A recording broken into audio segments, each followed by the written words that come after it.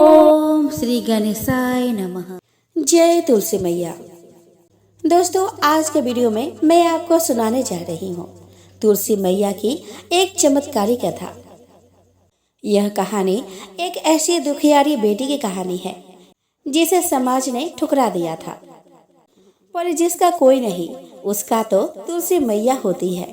तो आइए दोस्तों, आज के वीडियो में हम ऐसे ही एक चमत्कारी कथा का श्रवण करेंगे। तो दोस्तों, किसी गांव में एक गरीब दंपति रहा करते थे। बेटे की इंतजार करते करते उन्हें लगातार 3 बेटियां पैदा हो गई। वे लोग बहुत ही गरीब थे। पिता खेतों में काम करता था और उसी से उनका परिवार चलता था। कमाई कम थी पर परिवार में खुशहाली बहुत थी, पर भगवान को यह भी मंजूर न था। कुछ दिनों बाद तीनों बेटियों के सर से पिता का छाया छिन गया। कोई गंभीर बीमारी से पिता की मृत्यु हो गई थी। माँ अकेले अब करे तो क्या करे। वह अपने तीनों बेटियों के साथ अपने मायके चली आई। मायके में नाना के छत्र छाया में उनका पालन पोषण होने लगा। बड़ी बेटी बड़ी ही संस्कारी हुई। माँ के संस्कारों का उस पर काफी प्रभाव पड़ा। वह अपने माँ के साथ घर के कामों में हाथ बटाती। रोज सुबह सूरज उठने से पहले उठ जाती और अपने माँ के साथ घर का सारा काम करती। गोबर से आंगन लीपती। आंगन में बहुत ही सुंदर तुलसी माता का मंदिर था। प्रतिदिन नहा धोकर वह और उसकी माँ तुलसी माता की पूजा करती, उसे जल से सींचती। घर में गाय भी थी, गाय को चारा खिलाती। यही सब करके उसका सारा दिन गुजर जाता था। कुछ दिनों बाद तीनों बेटियों की दाखिला एक अच्छे से स्कूल में कर दी गई। कुछ दिन तो ठीक ही रहा, पर नाना के देहांत के बाद आर्थिक तंगी के कारण बड़ी बेटी को अपनी पढ़ाई बीच में ही छोड़ देनी पड़ी। दोनों छोटी बहनें अपनी पढ़ाई जारी रखी, पर दोनों छोटी बेटियां अपनी पढ़ाई जारी रखी। अब नाना के देहांत होने के बाद माँ और उसकी बड़ी बेटी अपने मामाओं और घर के ध्यान रखती। साथ ही दोनों छोटी बहनों की पढ़ाई न रुके, उसके लिए वह मजदूरी करने लगी। देखते ही देखते तीनों बेटियां बड़ी हो गई। बड़ी बेटी तो पढ़ी लिखी नहीं थी, इसके कारण उसके लिए अच्छा लड़का और घर नहीं मिल रहा था। मजबूरन उसका शादी एक गरीब मजदूर से कर दी गई। छोटी बेटियां तो पढ़ी लिखी थी और उन्होंने स्वयं ही अपने लिए पढ़ा लिखा और होनहार और सरकारी नौकरी वाले लड़का ढूंढ रखी थी। धूमधाम से तीनों बेटियों की शादी कर दी गई। तीनों बेटियां अपने अपने ससुराल चली गई। दोनों छोटी बहनों को तो अच्छा घर बार मिला। बड़े ही ठाठ बाट से उनका जीवन बीतने लगा। पर बड़ी बेटी की जिंदगी बड़े ही कष्ट से बीतने लगी। उसका पति शराबी और निकम्मा निकला। कुछ काम धाम तो करता नहीं था। घर पर आकर पत्नी से झगड़ा करना, जोर जबरदस्ती करना, वही उसका दिनचर्या बन गया। बड़ी बेटी फिर भी अपनी जिंदगी से नाराज नहीं हुई। उसका ईश्वर पर एवं तुलसी मैया पर बहुत ही आस्था थी। उसे विश्वास था कि उसके भी खुशी के दिन आएंगे। कुछ दिनों के बाद तीनों बेटियों की एक एक करके बेटा पैदा हुआ। तीनों बेटियां बहुत खुशी थी।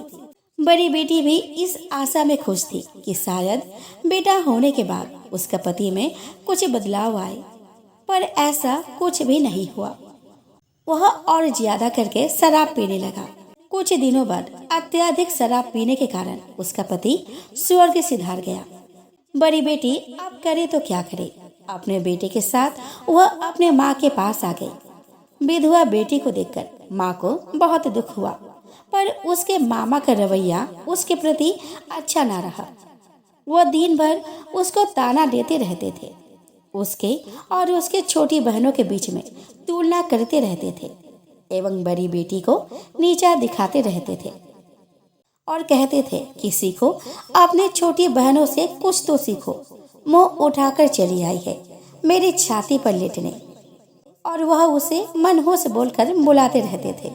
ना ही उसे प्यार करते और ना ही उसके बेटे को ही। माँ बेचारी करती तो क्या करती।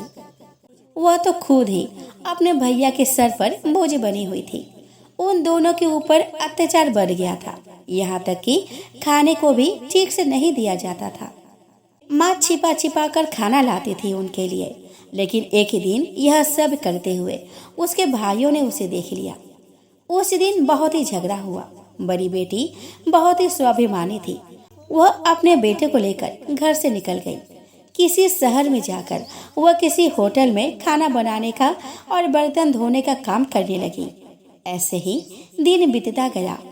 उनके बेटे अब स्कूल जाने लगे। छोटी बहनों के बेटे तो इंग्लिश मीडियम स्कूल में पढ़े थे, पर बड़ी बहन के बेटा तो सरकारी स्कूल में पढ़े था। सरकारी स्कूल में पढ़ने के बावजूद वह हर सब्जेक्ट में अव्वल नंबर लाता, क्लास में फर्स्ट होता। होटल में काम करके कुछ पैसा इकट्ठा करके बड़ी बेटी अपने लिए एक घर भी बना ली। घर में तुलसी मैया का एक सुंदर सा मंदिर भी बनवाई। माँ बेटा दोनों ही तुलसी मैया की पूजा किया करते थे। तुलसी मैया की कृपा से उनकी जिंदगी खुशहाली से बीतने लगी। बोर्ड के एग्जाम में तो बड़ी बेटी के बेटा राज्य में टॉपर हुआ। नंबर अच्छा होने के कारण वह आगे की पढ़ाई के लिए विदेश चला गया। पढ़ाई का सारा खर्चा तुलसी मैया की कृपा से सरकार ने उठाया। कुछ वर्षों बाद बेटा अपना देश लौट आया और अपने माँ के नाम से बहुत बड़ा कंपनी खोला। बेटा अपनी ईमानदारी, मेहनत और बुद्धि से कंपनी को ऊंचाई की ओर ले गया। दोनों छोटी बहनों के बेटे इसी कंपनी में नौकरी करने लगे। उन्हें पता नहीं था कि कंपनी का मालिक उसका भाई है, और मालिक को भी पता नहीं था कि वे उनके ही भाई है। बस ऐसे ही दिन चलता रहा। माँ अब होटल में काम करने जाना बंद कर दी, क्योंकि अब वह उस होटल का मालकिन हो गई थी, क्योंकि उस होटल को उसके बेटे ने खरीद लिया था। दिन बहुत खुशहाली से बीतने लगा। एक दिन माँ को अपने माँ से मिलने की इच्छा हुई। वह अपने माँ से मिलने की बात अपने बेटे को बताई। बेटा ने कहा कि माँ, मुझे कोई जरूरी काम है, विदेश जाना पड़ेगा। 2 दिन बाद मैं वापस आऊँगा और मैं तुम्हें लेकर आऊँगा। मैं ड्राइवर को कह देता हूँ कि वह आपको मामा के घर छोड़ आएंगे। बड़ी बेटी बड़ी ही खुशी मन से माँ से मिलने की और बहनों से मिलने की आस लेकर निकल पड़ी। इतने वर्षों के बाद वह अपने बहनों से मिलेगी, यह सोच सोच कर वह अंदर ही अंदर मुस्कुरा रही थी। वह सोच रही थी कि उसके बहनें भी उससे मिलने के लिए उसके ही तरह तड़प रही होंगी। वह शहर से गांव की तरफ बढ़ी। गांव आने के बाद वह ड्राइवर को वापस जाने को कह दी और पैदल ही आगे बढ़ी। उसने सबके लिए कुछ न कुछ गिफ्ट पैक करवाया था, क्योंकि इतने दिनों के बाद वह अपनों से मिलेगी, खाली हाथ कैसे मिलती। वह अपने घर के दरवाजा के सामने खड़ी होकर माँ को पुकारने लगी। माँ दौड़ी बाहर आई और बेटी को गले से लगा लिया, पर मामा को उसका आना अच्छा नहीं लगा। उसने वही मनहूस बोल बोलकर उसको परेशान करने लगा। मामा कहने लगा कि चली आई मनहूस मेरा दिन बिगाड़ने, मेरी छाती पर मूंग धरने। इस बेशरम को शर्म ही नहीं आती। पैदल ही भिखारन सा चली आई। तुम्हारा निकम्मा बेटा कहाँ है, जिसे जरा शर्म भी नहीं आई। आपने माँ को अकेला भेज दिया। तुम्हारी छोटी बहनों के बेटों को देखो, वह एक बड़ा सा कंपनी में काम करता है। तुम्हारा बेटा क्या करता है? बड़ी बेटी कुछ बोलती है कि उसके दोनों बहनें अपने और अपने बेटों के साथ वहाँ पर आ गई। बड़ी बेटी उन्हें देखकर बहुत खुश हुई। उन्हें गले लगाना चाहा, पर छोटी बहनें मना कर दिया। वे दोनों अपने बेटों के नामों के पुल बांधने लगे। वे कहने लगे कि मेरा बेटा इतनी बड़ी कंपनी में काम करता है, उसका सैलरी लाखों रुपया है। उसने अपने मामाओं के लिए इतना महंगा गिफ्ट लाया है। तुम्हारा बेटा ने क्या भेजा है? बड़ी बेटी गिफ्ट निकालकर माँ को दिया और कहा कि माँ, ये रहा आपके लिए गिफ्ट। माँ ने खुशी खुशी गिफ्ट ले ली, क्योंकि माँ को महंगा या सस्ता गिफ्ट से कोई मतलब ना था। उसके लिए तीनों बेटियों की खुशियाँ मायने रखती थी। माँ ने तीनों बेटियों को घर के अंदर ले आई, उन्हें बैठने को कहा, पर बाकी बहनों ने बड़ी बहन को अपने साथ बैठाना मना कर दिया। मामा भी बड़ी बेटी को खरी खोटी सुनाने लगा। बड़ी बेटी कुछ बोलती, लेकिन उसके माँ के कारण वह चुप हो गई। उसने सबके लिए गिफ्ट निकाले। उसने मामा को अपने दोनों बहनों को गिफ्ट निकाल कर दी, पर उन्होंने सस्ता गिफ्ट समझकर उसके गिफ्ट का निरादर किया और गिफ्ट को वही फेंक दिया। अपने अपमान से वह बहुत दुखी हुई, पर अपने माँ के लिए वह सब सहती गई। उस घर में सभी एक साथ बैठकर चाय पीते, खाना खाते, पर बड़ी बेटी को उनके साथ बैठने नहीं दिया जाता। हर समय उनके बहनों के सामने उसे नीचा दिखाया जाता। छोटी बहनों के गिफ्ट को उसके मामा ने खुशी खुशी अपना लिया, पर बड़ी बेटी के गिफ्ट की तरफ वो मुड़ कर भी नहीं देखा। बड़ी बेटी और उसके बेटे को वे लोग मनहूस कहते, निकम्मा कहते, भिखारी कहते हैं। सारी बात सुनकर बड़ी बेटी को बहुत दुख होता है। वो कहती है कि उसका बेटा एक बड़ा कंपनी का मालिक है, पर उसके बात को कोई मानता ही नहीं था। वे सोचते कि वे झूठ बोल रही है। ऐसे ही 2 दिन बीत गए। बड़ी बेटी का बेटा विदेश से लौट आया और बड़ी ही आलीशान गाड़ी में माँ को वापस लाने के लिए गांव के तरफ चल पड़ा। उधर अपने मामा और बहनों के तानों से बड़ी बेटी बड़ी ही दुखी थी और मन मन में सोचने लगी कि मैं क्यों यहाँ पर आई, यहाँ पे नहीं आती वही ठीक था। उधर बाहर गाड़ी की आवाज से सभी लोग बाहर निकल आए, यह देखने के लिए कि इतने आलीशान गाड़ी में कौन आया है। गाड़ी के दरवाजा को ड्राइवर खोलता है। बड़ी बेटी का बेटा गाड़ी से नीचे उतरता है।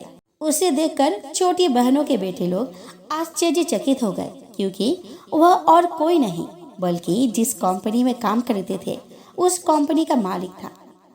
वह हैरान थे कि वह इस गांव में क्या कर रहा है।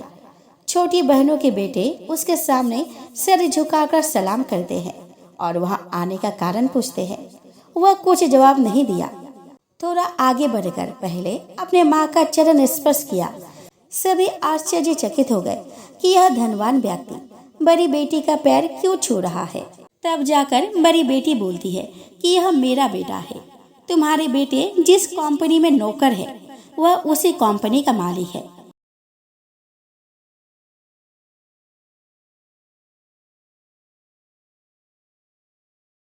सिर्फ वही एक कंपनी नहीं बल्कि ऐसे ही कितने बड़े बड़े कंपनी इसने अपने काबिलियत से खोले हैं, और वह कोई साधारण सा गिफ्ट नहीं बल्कि विदेश से इंपोर्ट किया गया महंगा गिफ्ट है।